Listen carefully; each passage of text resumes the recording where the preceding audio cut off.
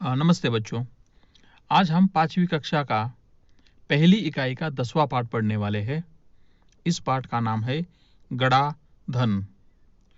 तो गड़ा का मतलब होता है खुदाई करके रखा हुआ, यानी गड़ा धन का हम सीधा सीधा मतलब इस प्रकार लगा सकते हैं, छुपाया हुआ धन। तो ये एक कहानी है। इस कहानी से एक अच्छा बोध भी मिलता है जो हम अंत में देखने वाले हैं। लेकिन इसमें इस कहानी का एक अच्छा पहलू ये भी है कि ये कहानी हमें परिश्रम करने के लिए विवश कर देगी, और परिश्रम में कितना महत्व होता है परिश्रम का जीवन में, ये यहाँ से हमें पता चलने वाला है। तो इस कहानी को हम देखते हैं। पहले एक परिच्छेद देखते हैं, फिर दूसरा परिच्छेद देखते हैं, परिच्छेद के बाद परिच्छेद देखेंगे और इस कहानी को समझेंगे, जिससे आपको समझने में काफ़ी आसानी होगी। यहाँ पर अभी देखिए, यहाँ से मैंने पिछले पाठ में भी बताया था कि यहाँ से लेकर यहाँ तक पहला परिच्छेद है, समझ लीजिए। यहाँ से लेकर यहाँ तक दूसरा परिच्छेद है। तो इस प्रकार परिच्छेद जो है, इसे हम मराठी में पैराग्राफ कहते हैं।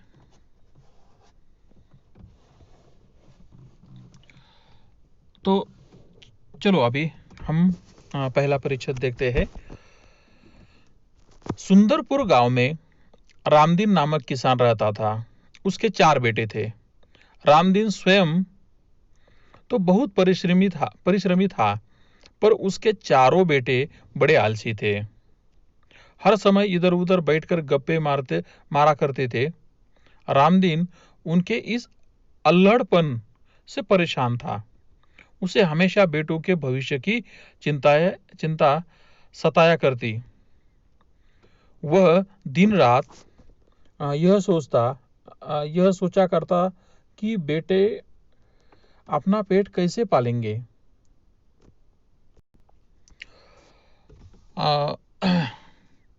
एक रात वह इन्हीं विचारों में खोया था। तभी उनकी पत्नी ने झिझकते हुए उसे एक उपाय सुझाया। उपाय सुनकर वह कुछ देर सोचता रहा, फिर एकाएक खुशी से उछल पड़ा। तो यह जो परिच्छेद है, इस परिच्छेद को हम विस्तृत रूप में देखते हैं। रामदीन नामक जो किसान है वो बड़ा ही परिश्रमी था, बहुत ही मेहनत करने वाला था। लेकिन उसके चारों बेटे बड़े निकम्मे थे, किसी काम के नहीं थे, कोई काम नहीं करते थे, कोई परिश्रम नहीं करते थे। इस कारण बेचारा जो रामदीन है वो बहुत परेशान था। काफी सोच रहा था कि इनका जो अल्लड़पन है इसे कैसे दूर किया जाए। यहाँ पर जो अल्लड़पन है यानी बचपने जैसी हरकत, इसे अल्लड़पन कहते हैं। या फिर हम ये कहेंगे कि बड़े होने के बाद भी बच्चों की तरह व्यवहार करना, इसे भी हम अल्लड़पन कहेंगे। तो ये शब्द कहाँ पर है? ये रहा, ये अल्लड़पन, बच्चों जैसी हरकतें करना। तो काफी परेशान था। बच्चे बड़े हो रहे थे, उनके बेटे बड़े हो गए थे, लेकिन कोई काम नहीं करते थे। इसकी वजह से उनके भविष्य के बारे में रामदीन काफी सोचता था कि अब इनका आगे जाकर क्या होगा। लेकिन एक रात वह सोच रहा था, तभी उनकी पत्नी उन्होंने उनको झिझकते हुए एक उपाय बताया। झिझकने का मतलब क्या होता है? इसका मतलब होता है संकोच करना। संकोच करते हुए उनको उपाय बताया। उपाय का मतलब तो हम सब जानते हैं। उपाय का मतलब होता है उपचार। इस पर कुछ ना कुछ तो किया जा सकता है। तो इस पर एक उपाय उनकी पत्नी ने, रामदीन की पत्नी ने रामदीन को बताया। रामदीन ने उस पर काफी सोचा, और सोचकर एकदम से वो बिल्कुल खुशी के मारे उछलने लगा, या बहुत खुश हो गया। और फिर आगे जाकर क्या होता है ये अगले परिच्छेद में हम देखते हैं।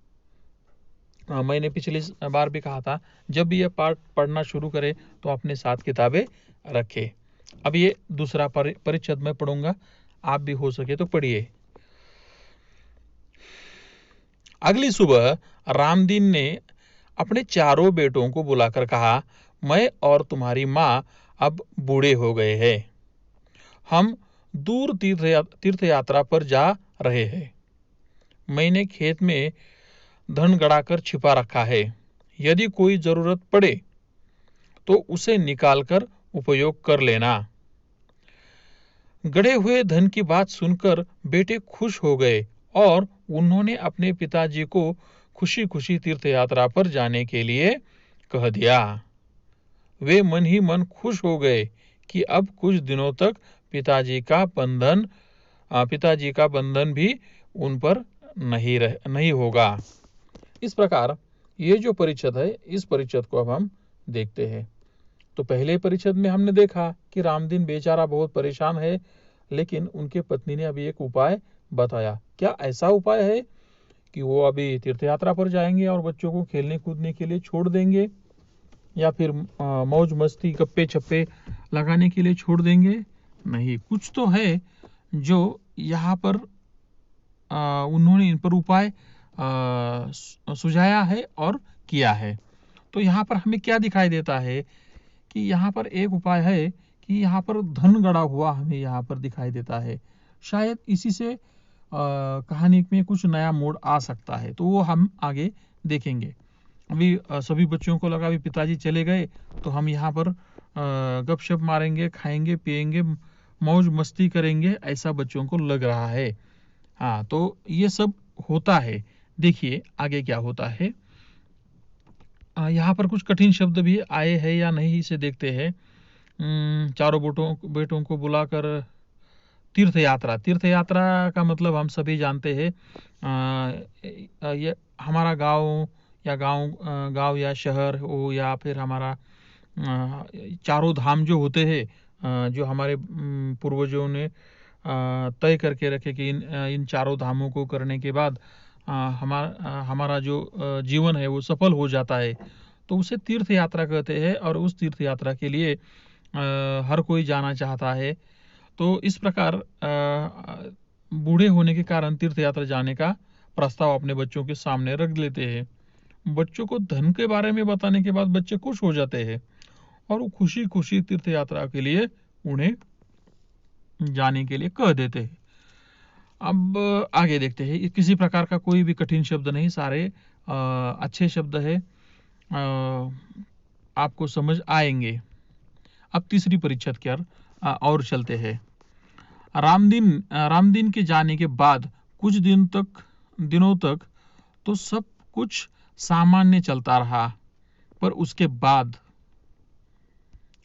क्या होता है?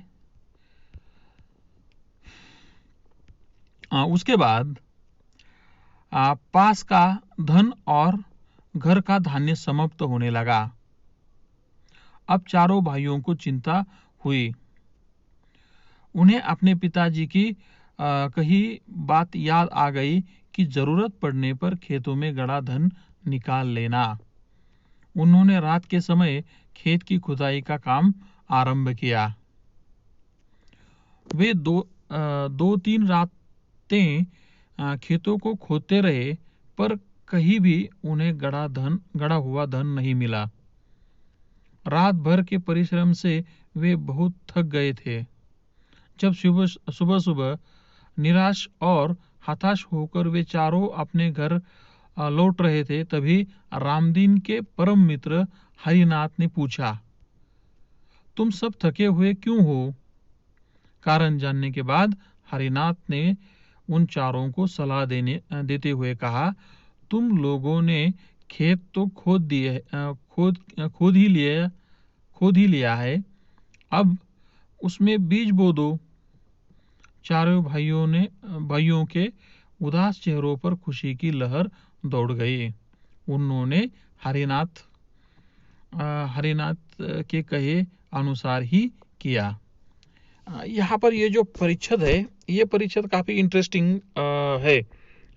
यहाँ पर बेचारे जो बच्चे हैं वो तो काफ़ी परेशान हुए थे, पैसा नहीं था, खाने के लिए कुछ भी नहीं था।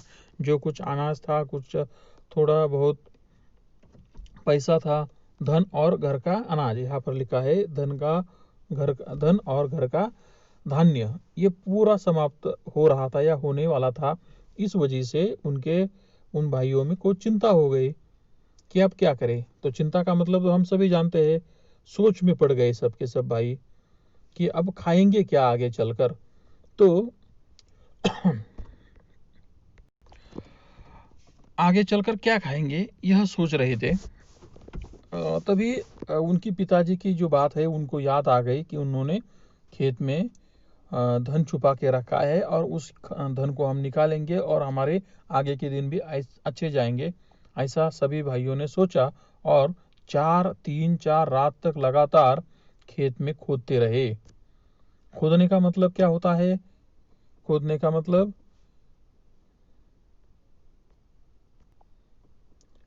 मराठी में क्या कहेंगे इसे?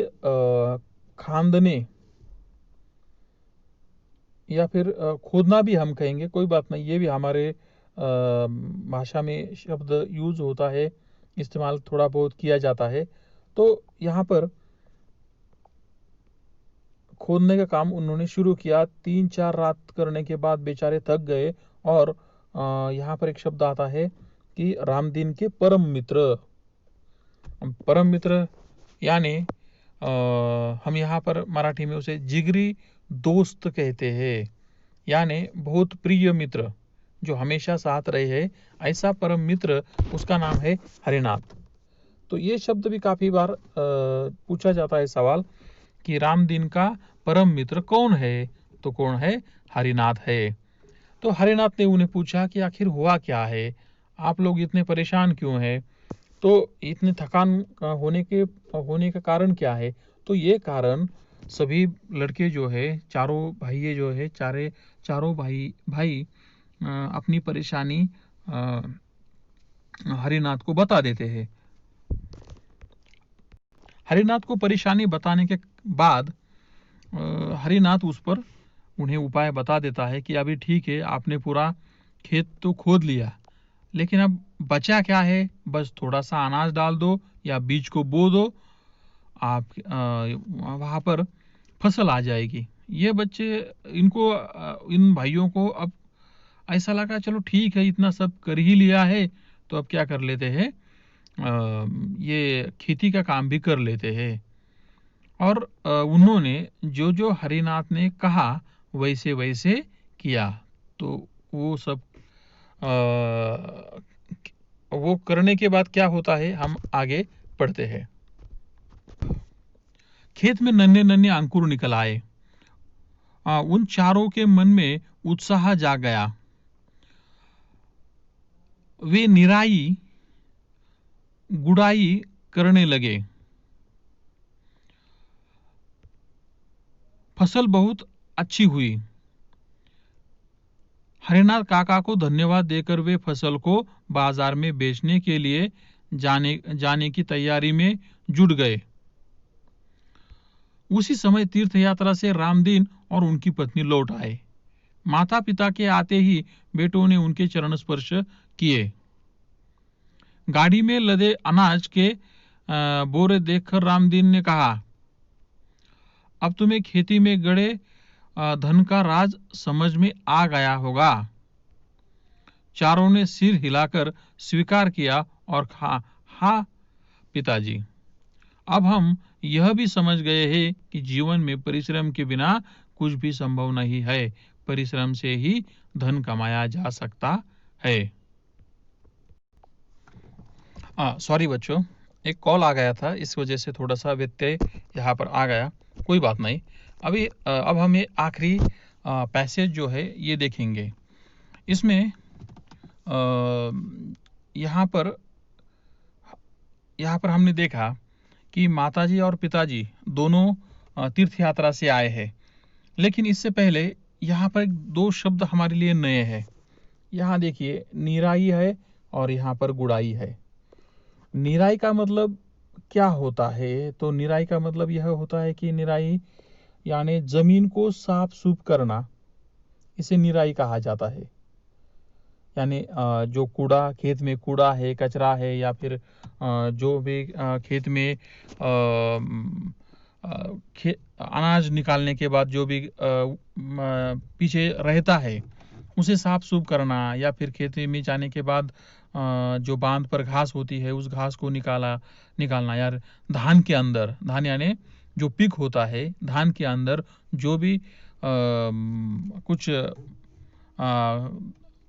क्या कहते हैं उसे, कुछ ज़्यादा वाली जो हरियाली आती है उसे बाहर निकालने का काम भी उन्होंने शुरू किया।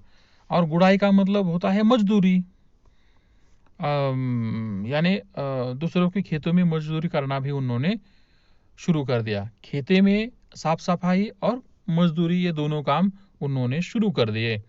तो ये बात हमें थोड़ी सी याद रखनी है, समझ लेनी है निराई और गुड़ाई के बारे में। यानंतर इसके बाद में फसल बहुत अच्छी हुई। हरिनाथ काका को धन्यवाद देकर वे फसल को बाजार में बेचने के लिए जाने की तैयारी में जुटना। यानी हम क्या कहेंगे, लगना है कि नहीं, तैयारी करने, शुरू करना, इसे जुटना कहेंगे। तो यहाँ पर ये सभी क्रिया जो चल रही थी उसी समय तीर्थ यात्रा से रामधीर और उनकी पत्नी यानी उन चारों भाइयों के माता पिता आ गए, और पिताजी ने आते ही बेटों को कहा कि यहाँ पर और एक चरण स्पर्श करना। तो ये तो आसान शब्द है, चरण स्पर्श करना यानी पैर छूना। तो आते ही बच्चों ने चरण स्पर्श कर लिए और गाड़ी से लदा। और एक शब्द यहाँ पर लदा, अनाज का मतलब धान्य। अनाज का मतलब क्या होता है, धान्य। लदना, तो लदना का मतलब है भरना किंवा भरणे, लदा हुआ। तो जो बैलगाड़ी है उस बैलगाड़ी में पूरा अनाज भरा हुआ था, और ये अनाज जो है, अनाज के बोरे का मतलब होता है पोते। बोरे का मतलब होता है पोते। काफी शब्द आए हैं यहाँ पर। तो जो बैलगाड़ी है वो पूरे अनाज से लदी हुई थी और उनमें बोरियां भरी हुई थी। उन बोरियों को किसने देखा, रामदीन ने देखा और कहा, अब तुम्हें खेत में गड़े धन का राज समझ में आ गया होगा। तो चारों बेटों ने क्या किया, सिर हिलाना। तो ये तो मालूम है, सिर हिलाना यानी होकार देना। तो सिर हिलाकर स्वीकार किया कि हाँ पिताजी। और एक बात उन्हें और समझ में आई, जो उन्हें ही नहीं तो हमें भी समझ लेनी चाहिए, कि जीवन में परिश्रम के बिना कुछ भी संभव नहीं है। तो मेहनत करना जरूरी है, और ये परिश्रम हमारे लिए कितना महत्वपूर्ण होता है ये तो आने वाला वक्त भी आपको बताएगा, और आज तक आपको ये मालूम भी होगा कि मेहनत के बिना आपको कुछ नहीं मिलेगा। उसके बाद परिश्रम से ही धन कमाया जा सकता है। अगर हमें धन कमाना है तो उसके लिए परिश्रम करना ही पड़ेगा। हमारे घर में माता पिता होते हैं, आप सभी, और मैं भी एक ग्रामीण में रहने वाला लड़का हूँ। और हम देखते हैं कि हमारे माताजी और पिताजी सुबह जल्दी उठकर खेत में जाते हैं, दिन भर मेहनत करते हैं, शाम को फिर लौट आते हैं। इस प्रकार से वो कितना मेहनत करते हैं हम सब कुछ देखते हैं। घर में पशु होते हैं, यानी गाय होती है, बैल होते हैं, भैंसा होता है, तो भैंस होती है। तो इन सभी का ध्यान रखना, उनको समय समय पर खाना देना, दूध निकालना, उनका साफ सफाई करना, ये सारे काम हमारे माताजी और पिताजी करते हैं। और तब जाके हमारा स्कूल की फी वो भर पाते हैं और आप पढ़ सकते हैं। इसके बाद आप जब यहाँ से अकोला या फिर अच्छे शहर में पढ़ने के लिए जाएंगे तो ये जो खर्चा है, ये खर्चा 10 गुना बढ़ जाता है। यहाँ अगर आपको साल में 500 रुपये खर्चा आता है तो वहाँ जाकर 50,000 तक भी खर्चा आ सकता है। तो उनके लिए वो ज़्यादा मेहनत करते हैं और उन मेहनत का चीज़ करना वो हमारा परम कर्तव्य है। और इसीलिए ये कहानी हमारे लिए काफ़ी इम्पोर्टेंट होती है, इम्पोर्टेंट हो जाती है, या फिर काफ़ी महत्वपूर्ण हो जाती है कि हमारे जीवन में जो धन है या फिर धन कमाना या फिर सफल बनना, जीवन में सफल बनना काफ़ी महत्वपूर्ण होता है और इसके लिए काफ़ी मेहनत करनी पड़ती है। आज अगर आप स्कूल में आते हैं तो स्कूल में आपका प्रथम कर्तव्य क्या है?